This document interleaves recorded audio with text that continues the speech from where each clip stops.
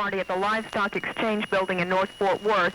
The Republican candidate for the 12th Congressional District is expected to arrive here shortly. His opponent, Democrat Jim Ryan, says there are about 60 people at his headquarters. Ryan says it's better than a birthday party, and he says win or lose, they'll be there a long time tonight. Ryan says it's quite possible that he'll set right and win this election. Susan Elsner, KRLD News at the Fort Worth Livestock Exchange. Watching the Bradshaw-Vandergriff race is KRLD's Carla Wampler. Supporters of both candidates in the 26th Congressional District, Republican candidate Jim Bradshaw and Democratic candidate Tom Vandergriff, are just now filtering into the two separate parties. Vandergriff and his supporters are meeting at the Flagship Inn in Arlington, and Bradshaw's group is gathering at the AmFac Hotel at the DFW Airport. This 26th Congressional District is a new one and was created during redistricting.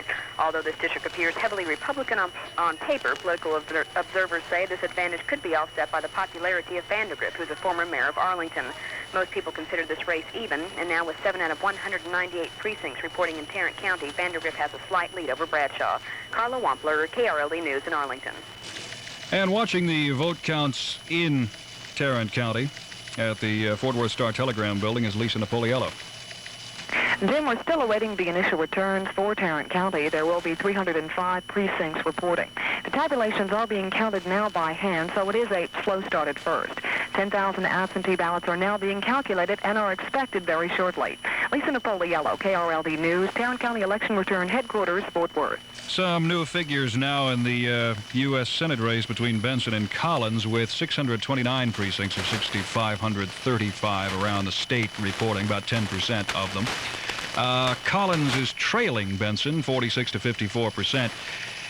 Raw numbers give Benson about 123,000 votes to Collins 105,000 votes. So Benson leading in the Senate race 54 to 46%. And standing by at the Collins headquarters is KRLD's Ward Andrews at Wildbriar Farm in Irving.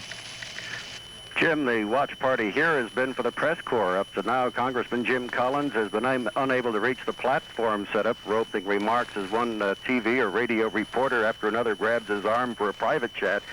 However, the congressman says don't buy those network projections at giving Benson a victory. Collins is very confident that he'll carry Houston, says it's way too early to be guesstimating a winner, and he says when that's done, the Texas voters will do it and not the networks.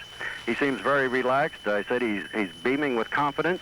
And what he really wants to do right now is watch some of those returns you're reporting as they get posted, and we'll be back with you later to report as something happens here. But right now, everything's easy going here in Irving. Okay, thank you, Ward. One of the most unscientific, but traditionally, mind you, accurate poll shows Governor Clements an easy winner in the balloting today. Again, this is unscientific. KRLD Capitol correspondent Andy Welch reports a San Antonio lawmaker has predicted some big upsets in past elections. Clements will win re-election in today's balloting, or Democrat Mark White becomes the first candidate to ever prove wrong, a poll by State Senator Glenn Cothman of San Antonio. Cothman sent out postcards to 3,000 of his Senate District 19 constituents and received only 225 responses. However, of those responding, 55% favored Clements and 45% went for the challenger White. High-priced political pollsters used to scoff at Cothman's unscientific sampling, but since he started in 1968, Cothman's never been wrong. He projected Lloyd Benson's victory over then U.S. Senator Ralph Yarbrough in 1970, Dolph Briscoe's victory in the 1972 governor's race, and Clement's surprise triumph over John Hill 4 years ago. Andy Welch, KRLD News at the state capitol. And while we're talking about the governor's race, with 630 precincts reporting, just 10% of the precincts reporting, Clements is leading White 54 to 46%. Again, though, we're talking in the neighborhood of about 119,000 votes for White and about 138,000 votes for Clements. Still extremely early in the vote count as we continue to watch things for you. In the Senate race, as we said, Benson leading Collins 54 to 46% with a small percentage of the vote counted.